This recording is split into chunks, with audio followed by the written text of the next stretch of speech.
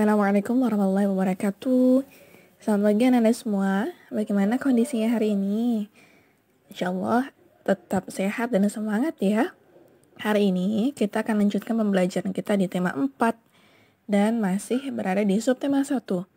Anda persiapkan buku-bukunya ya dan alat tulisnya. Kemudian jangan lupa untuk melaksanakan religi pagi dan berdoa. Dalam pembelajaran hari ini kita akan belajar dalam muatan PPKN. Muatan ini bisa Anda lihat dalam pembelajaran kedua, pembelajaran keempat, dan pembelajaran keenam. Yang akan kita bahas adalah tentang mengenal sila Pancasila dan mengetahui makna sila pertama Pancasila. Ayo, siapa yang kangen dengan upacara di sekolah? Nah, pasti semua kangen ya dan ingin sekali melaksanakan kegiatan upacara bendera setiap hari Senin di sekolah. Kita berdoa ya agar pandemi ini segera berakhir sehingga kita bisa melaksanakan aktivitas seperti biasa di sekolah. Ananda, masih ingatkah Ananda tentang kegiatan apa saja yang biasa kita laksanakan ketika upacara bendera? Ya, seperti upacara bendera, pengibaran bendera merah putih, kemudian pembacaan teks janji pelajar Islam, dan salah satunya juga adalah pembacaan teks Pancasila. Ingatkah Ananda tentang teks Pancasila kita? Coba Ananda perhatikan gambar burung yang Ananda lihat sekarang. Ya, ini adalah burung Garuda yang biasanya terdapat di kelas kita masing-masing. Ada yang unik dari burung Garuda ini. Ya, di perisai dadanya terdapat bentuk-bentuk yang melambangkan dari Pancasila kita. Kemudian kakinya memegang erat tulisan yang bertuliskan Bhinneka Tunggal Ika. Burung Garuda ini adalah burung yang melambangkan negara kita, yaitu Indonesia. Burung Garuda Pancasila disebut sebagai lambang negara kita. Ini diperlihatkan dari lambang-lambang Pancasila yang tercantum atau terdapat di dada dari burung Garuda ini. Pancasila terdiri dari dua kata, panca berarti 5 dan sila adalah prinsip atau asas, dan itu berasal dari bahasa Sanskerta. Pancasila dikatakan sebagai dasar negara kita, yaitu negara Indonesia. Pancasila dipakai sebagai pedoman kehidupan berbangsa dan bernegara untuk seluruh rakyat Indonesia, yaitu kita semua. Simbol-simbolnya terdapat pada dadanya itu. Nah, coba Anda hitung, tepat ada 5 ya. Nah, di setiap sila ini memiliki satu simbol yang berbeda, artinya memiliki makna atau arti atau maksud yang berbeda juga tentang negara kita. Ananda, ada yang unik di burung Garuda kita. Kenapa? Karena jumlah bulu dalam Garuda Pancasila itu melambangkan hari proklamasi kemerdekaan Indonesia, yaitu pada tanggal 17 Agustus atau 17 bulan 8 tahun 1945. Coba perhatikan, 17 ya, 17 itu terdapat di 17 helai masing-masing sayap ya. Kalau Ananda hitung itu jumlahnya semuanya 17. Kemudian Agustus atau 8 itu terlihat dari jumlah helai bulu ekor paling bawah itu berjumlah 8. Kemudian 19. Nah, 19 itu terdapat dari jumlah bulu yang ada di bawah lambang Pancasila atau di bawah perisai pada pangkal ekornya. Kemudian yang terakhir yaitu 45 itu terdapat pada jumlah helai bulu yang terdapat di leher Garuda Pancasila. Nah, sehingga jumlah bulunya semuanya melambangkan 17 Agustus 1945 atau hari kemerdekaan kita. Ananda masih ingat tentang isi dari Pancasila? Kita ingat lagi yuk. Sila yang pertama dilambangkan dengan bintang terdapat di tengah, yaitu berbunyi ketuhanan yang Maha Esa. Kemudian sila kedua dilambangkan dengan rantai, berbunyi kemanusiaan yang adil dan beradab. Sila ketiga dilambangkan dengan pohon beringin yang berbunyi Persatuan Indonesia. Yang keempat, sila keempat dilambangkan dengan kepala banteng terdapat di bagian kiri atas, berbunyi kerakyatan yang dipimpin oleh hikmat kebijaksanaan dalam permusyawaratan perwakilan. Dan yang terakhir yaitu padi dan kapas terdapat di bagian kiri bawah yang berbunyi keadilan sosial bagi seluruh rakyat Indonesia. Ananda, jangan lupa ya dihafalkan agar selalu melekat dalam hati kita. Makna sila pertama Pancasila, yaitu ketuhanan yang Maha Esa, yang dilambangkan dengan bintang tadi ya.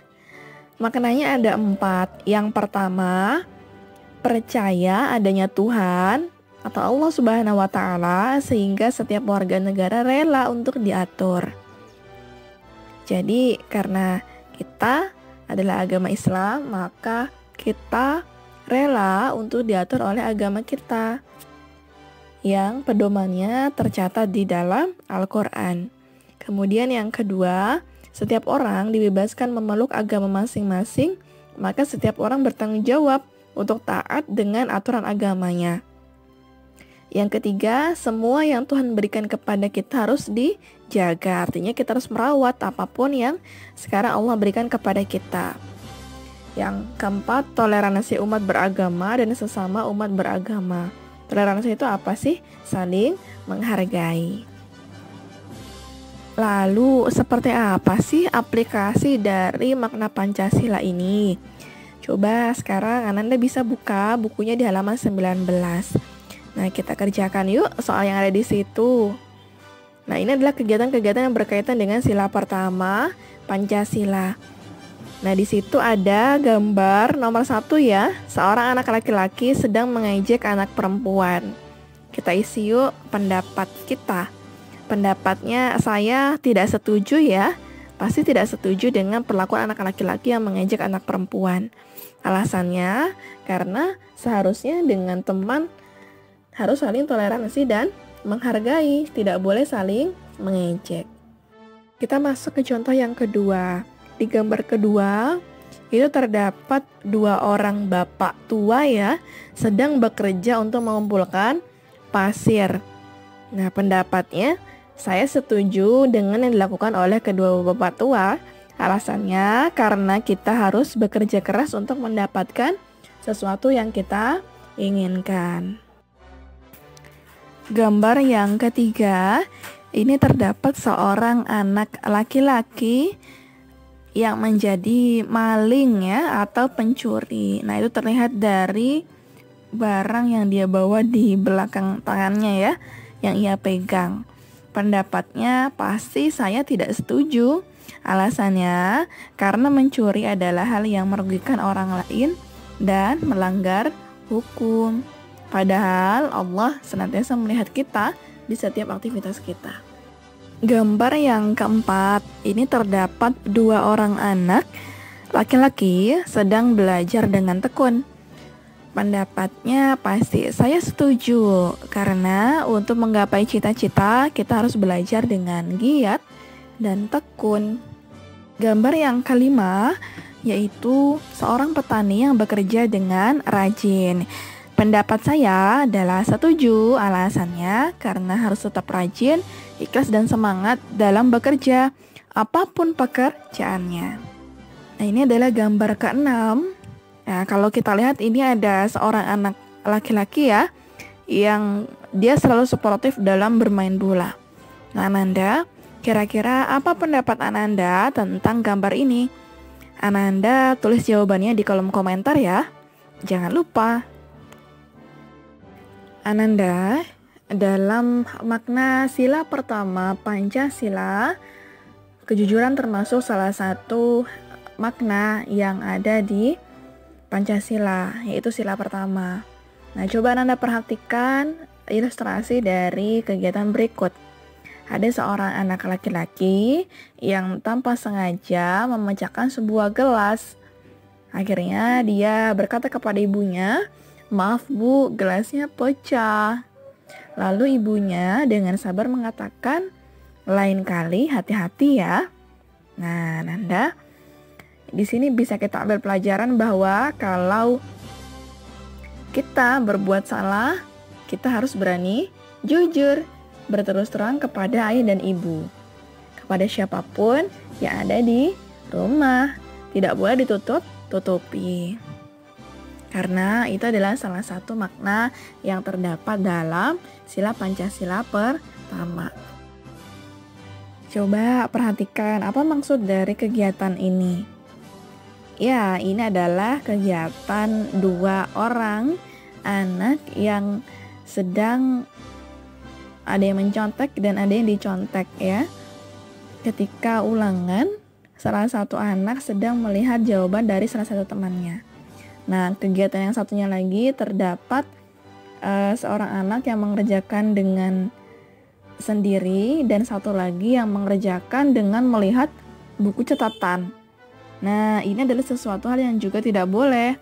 Artinya, kalau kita melaksanakan ini berarti kita tidak jujur dan kita dikatakan bahwa tidak melaksanakan makna dari Pancasila sila pertama atau tentang ketuhanan yang Maha Esa. Padahal Allah Subhanahu wa Ta'ala selalu melihat kita dimanapun kita berada, termasuk dengan melihat buku saat ulangan, meskipun tidak ketahuan oleh manusia, tapi ternyata Allah melihat. Nah, jadi ini adalah beberapa contoh sikap jujur dalam belajar. Yang pertama, tidak memberi contekan ya kepada teman. Kemudian mau berbagi pengetahuan yang dimiliki. Kita tidak boleh memberikan contekan, tapi kita boleh berbagi pengetahuan. Kalau ada temannya yang kesusahan, boleh dikasih tahu gimana caranya, sehingga temannya juga sama-sama tahu, sehingga ilmu kita juga semakin menyebar. Yang ketiga, selalu bersikap dan berkata sopan. Meskipun kita sudah pintar, kita tetap harus rendah hati dan berkata baik kepada siapapun yang ada di sekitar kita. Yang terakhir, selalu rajin dan tetap berprestasi. Sikap jujur dalam olahraga atau bertanding. Nah, dalam olahraga biasanya terjadi ya sikap marah atau mungkin kesal dengan lawan bermain kita. Nah, tapi ingat bahwa dalam sikap jujur yang pertama, kita harus mengakui kesalahan kita jika melanggar peraturan permainan. Yang kedua, mengakui keunggulan lawan dan mengakui kekalahan kita. Tidak boleh kita marah-marah karena lawan kita lebih menang padahal dia lebih hebat. Yang ketiga, tidak berpura-pura cedera di tengah pertandingan sehingga menyebabkan atau mengakibatkan pertandingan bisa berhenti dan lain sebagainya. Yang keempat, tidak berbuat curang untuk mendapatkan skor yang terbaik. Jadi misalnya tadi pura-pura cedera gitu ya supaya bisa dapat skor atau seperti apa ya, bantuan dan lain sebagainya, itu juga tidak boleh. Ini adalah beberapa sikap jujur ya dalam olahraga atau bertanding, bahwa ternyata jujur itu bukan hanya ketika kita belajar saja atau beraktivitas saja, tapi olahraga pun juga masuk ya unsur-unsur kejujuran atau makna sila pertama Pancasila. Jadi jangan lupa untuk hidup jujur ya, bahwa jujur itu hebat. Anda semua hebat ketika bisa memulai hari ini dengan sikap jujur. Nanda, bagaimana? Sudah memahami ya pembelajaran kita hari ini? Ingat, kita sudah mempelajari makna dari Pancasila ya, dan lambang-lambangnya. Jadi Ananda harus ingat ya. Sekarang waktunya kita untuk latihan. Latihan ini cukup mudah. Jadi Ananda silahkan membaca kisah pemimpin idola, pemimpin yang jujur di halaman 28 sampai 29. Kemudian, kerjakan latihan soal di halaman 31 dan 32. Nah, Nanda perhatikan ya. Di situ di awal dari yang halaman 31 terdapat tabel-tabel yang harus Nanda isi. Kemudian ada soal ayo berdiskusi, itu juga Nanda kerjakan. Di halaman 32 itu terdapat soal-soal juga dari andai Ida memberikan contekan sampai tabel-tabelnya juga itu dikerjakan ya. Semangat! Pagiku cerahku, matahari bersinar, ku gendong tas merahku di pundak. Selamat pagi semua, ku nantikan dirimu di depan kelasmu, menantikan kami. Guruku tersayang, guru tercinta, tanpamu apa jadinya aku? Tak bisa baca tulis, mengerti banyak hal,